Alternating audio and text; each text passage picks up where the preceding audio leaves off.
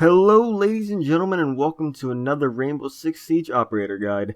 In this video we will be discussing Hibana, an offensive operator for the SATCTU. She can wield the Type 89 assault rifle or the Supernova shotgun as primaries. She can wield the P229 handgun or the Bearing 9 submachine gun as secondaries. For her secondary gadget, she can equip either stun grenades or claymores. Her two primaries are very different from each other since, one's an assault rifle and one is a shotgun. The Type 89 does average damage and has a higher than average fire rate. It also has a smaller than average magazine size of 20 rounds.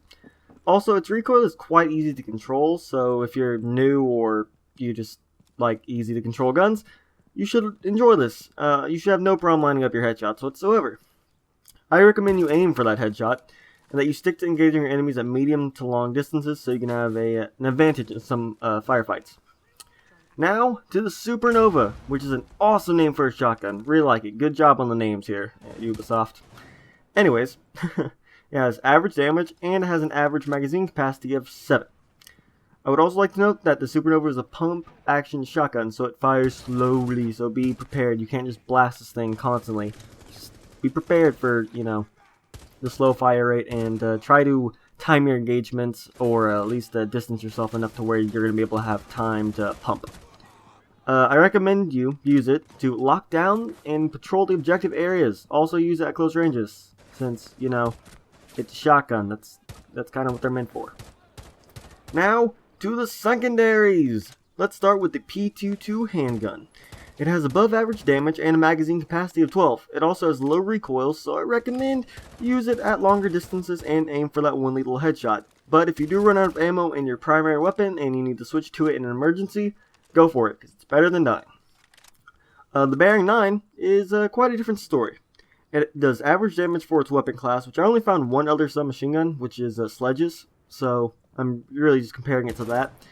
It has a slightly slower fire rate. Now, to balance this fire rate, it has a larger magazine capacity of 25 rounds. Also, it kicks like a mule, and they took away the ACOG sight, so you can't snipe. You can't snipe with it anymore. So, some people, such as myself, have some trouble controlling the recoil. I'm not gonna lie, it threw me off when I first used it. I recommend that you use it when you panic, because, that's what I did.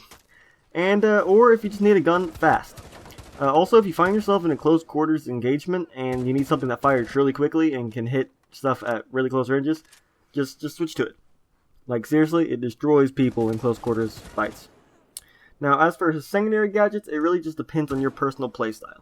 Use the stun grenade to get an edge in a firefight, or use the claymores to plant traps for your foes. Either way, these gadgets are much more effective if you use teamwork. Work with your team. Something I rarely do, to be honest. Now, for my personal opinion. I roll with the Type 89 because I enjoy the low recoil and longer range the weapon provides, compared to the Supernova, which is a shotgun, which I'm not really a big fan of shotguns anyways.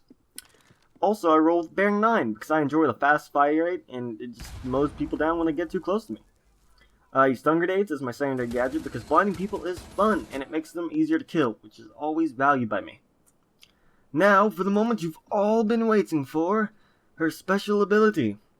Hibana can use the X-Karios grenade launcher. Okay. When fired, this will shoot 6 thermal pellets into a section of wall. These will not explode until you press a special ability button, like it doesn't just go off automatically, you actually have to activate it. Once you do activate it, the pellets will take a few seconds to explode. Now, this makes a window-sized hole in any surface they are put onto.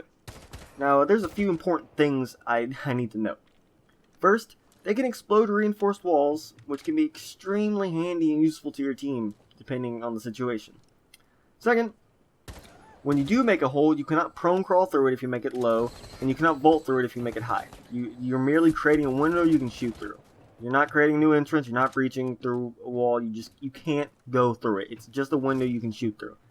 And finally, you get 3 charges, like 3 magazines I'm going to say. So use them wisely and try to help your team the best you can, as like you should do with any operator. Now let's discuss some tactics. Now you're going to want to use these on reinforced walls the most, since your teammates can handle normal walls with either like their sledgehammers, their breaching charges, melee, whatever.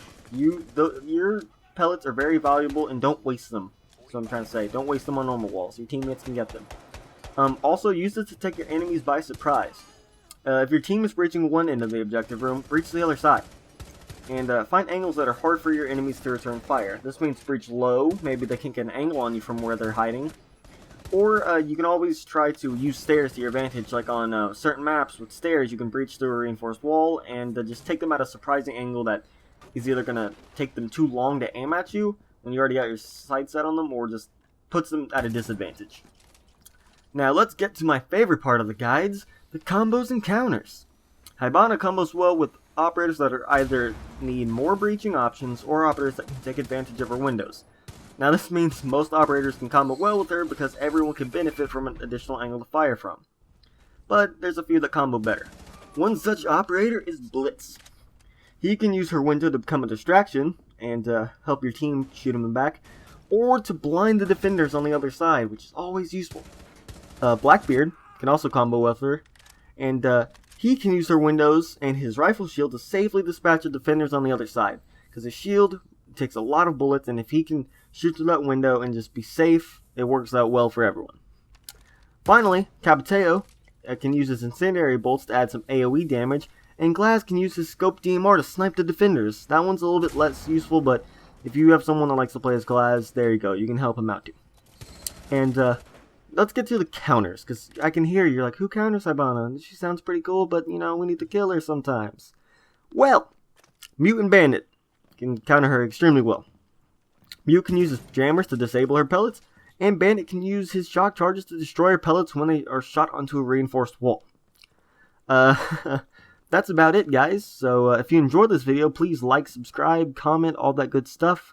If you found the guide helpful, like the video, and tell me in the comments your opinion of Hibana. Do you like her? Do you hate her? You know, let me know. Am I doing a good job on these guides? Whatever. Also, if you're new to the channel, please subscribe for more Rainbow Six Siege content. I know you will love. I know it. I know you, and you will love it. And yeah, I'm the Battlemoon, and I will see you in the next siege.